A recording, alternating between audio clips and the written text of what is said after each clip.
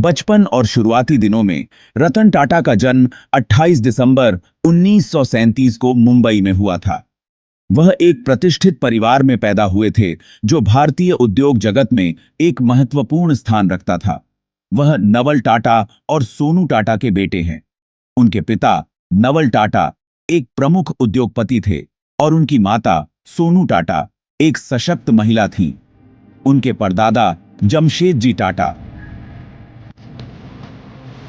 ने टाटा ग्रुप की नींव रखी थी। जमशेद जी टाटा को भारतीय उद्योग का पितामह माना जाता है, जिन्होंने देश में औद्योगिक क्रांति की शुरुआत की। रतन टाटा ने अपनी प्रारंभिक शिक्षा मुंबई के कैथेड्रल और जॉन कॉनन स्कूल से प्राप्त की। यह स्कूल अपने उच्च शैक्षिक मानकों और समग्र विकास के लिए जाना जाता है। आगे चलकर उन्होंने कॉर्नेल यूनिवर्सिटी से आर्किटेक्चर में स्नातक की डिग्री प्राप्त की और हार्वर्ड बिजनेस स्कूल से एडवांस्ड मैनेजमेंट प्रोग्राम पूरा किया। इन प्रतिष्ठित संस्थानों में शिक्षा ने उनके दृष्टिकोण और नेतृत्व कौशल को और निखारा।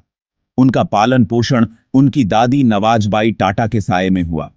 उनकी दादी ने उन्हें नैतिक मूल्यों और सामाजिक जिम्मेदारियों का महत्व सिखाया। बचपन से ही रतन टाटा में लीडरशिप और नए आइडियाज की पहचान दिखाई देती थी।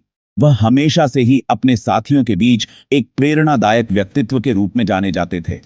जवानी में उन्होंने फैमिली बिजनेस ज्वाइन करने का फैसला किया।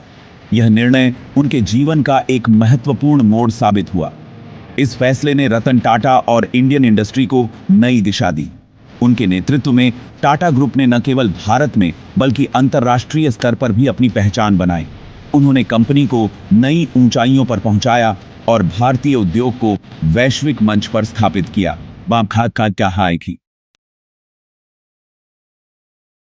रतन टाटा का सपना था कि हर इंडियन फैमिली के पास एक कार हो।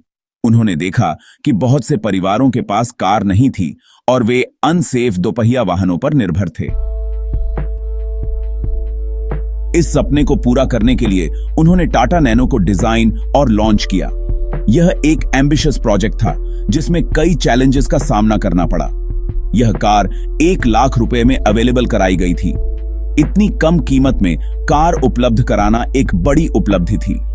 टाटा नैनो का मकसद इंडिया के मिडिल क्लास लोगों को सस्ता और सेफ ट्रांसपोर्ट देना था। यह कार मिडिल क्लास फैमिलीज के लिए एक ड्रीम कम ट्रू थी। इस कार को पीपल्स कार भी कहा जाता है। यह कार फैमिलीज के लिए एक अफोर्डेबल और रिलायबल ऑप्शन बन गई। टाटा नैनो के लॉन्च ने ऑटोमोबाइल इंडस्ट्री में एक नई क्रांति ला दी।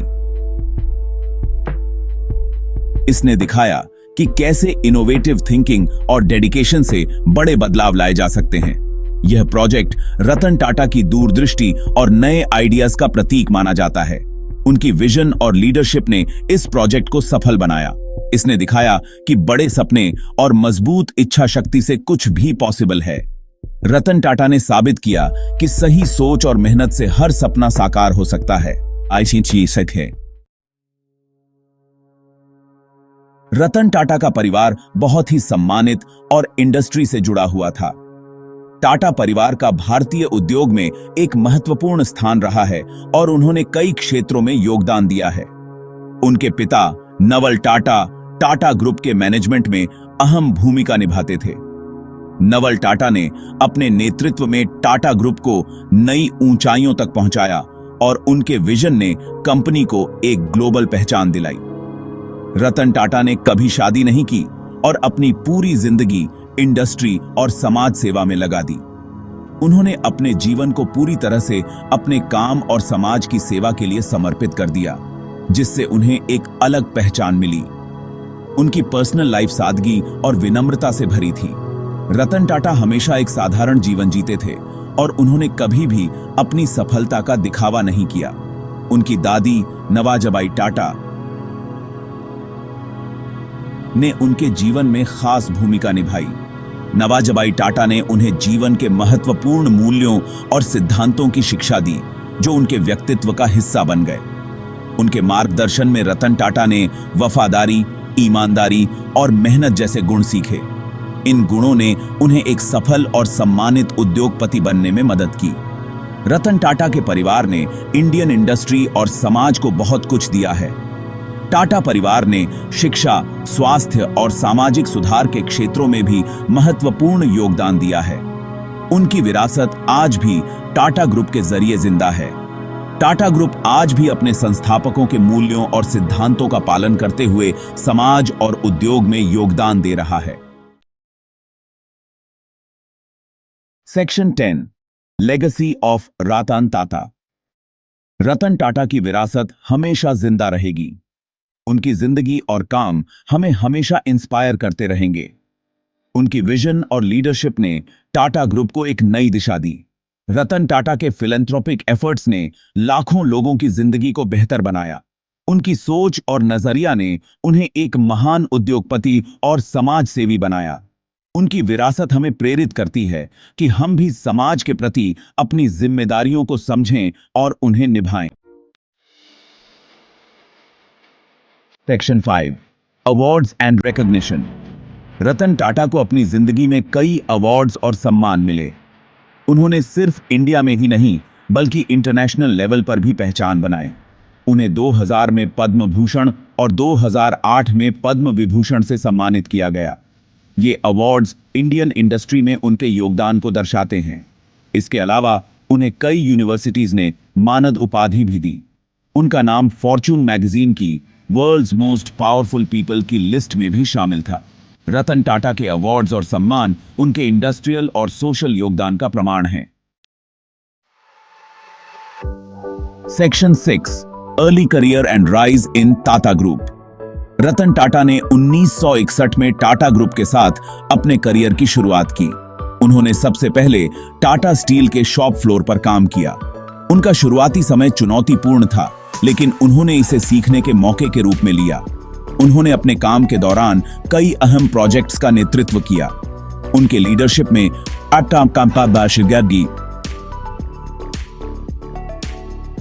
टाटा ग्रुप ने नई ऊंचाइयों को छुआ। उन्होंने ग्रुप के अलग अलग बिजनेसेस में नयापन और सुधार को बढ़ावा दिया। रतन टाटा की मेहनत और डेडिकेशन ने उन्हें टाटा ग्रुप में एक महत्वपूर्ण स्थान दिलाया। Section 7 tenure as chairman of Tata group. 1991 में रतन टाटा टाटा ग्रुप के चेयरमैन बने और उन्होंने नई ऊंचाइयों को छुआ। उनके नेतृत्व में ग्रुप ने कई बड़े एक्विजिशंस और एक्सपेंशंस किए, जिससे कंपनी का कद बढ़ा। उन्होंने टाटा ग्रुप के इंटरनेशनल बिजनेस को बढ़ावा दिया और इसे दुनिया भर में कॉम्पिटिटिव बनाया। उनके लीडरशिप में ही टाटा मोटर्स ने जैगुआर लैंड रोवर को खरीदा, जो एक महत्वपूर्ण कदम था। यह एक्विजिशन ग्रुप के लिए एक बहुत बड़ी उपलब्धि थी और इसे नई पहचान मिली। रतन टाटा के समय में टाटा ग्रुप ने बिजनेस के साथ साथ समाज के लिए भी बहुत कुछ किया, जो सराहनीय है। Section 8 expansion and philanthropic efforts. Ratan Tata के नेतृत्व में टाटा ग्रुप ने अलग अलग फील्ड्स में एक्सपेंशन किया। उन्होंने टेक्नोलॉजी, ऑटोमोबाइल और कंज्यूमर गुड्स में नयापन लाने पर जोर दिया। उन्होंने टाटा ग्रुप के फिलैंथ्रोपिक एफर्ट्स को भी बढ़ावा दिया। टाटा ट्रस्ट्स के जरिए उन्होंने एजुकेशन, हेल्थ और सोशल वेलफेयर में बहुत बड़ा योगदान दिया। रतन टाटा ने हमेशा समाज के प्रति अपनी जिम्मेदारियों को सबसे ऊपर रखा। उनके फिलैंथ्रोपिक एफर्ट्स ने लाखों लोगों की जिंदगी बेहतर बनाई। उनकी सोच और नजरिया ने उन्हें एक महान उद्योगपति और समाज सेवी बनाया। Section 9 reflection on his contributions.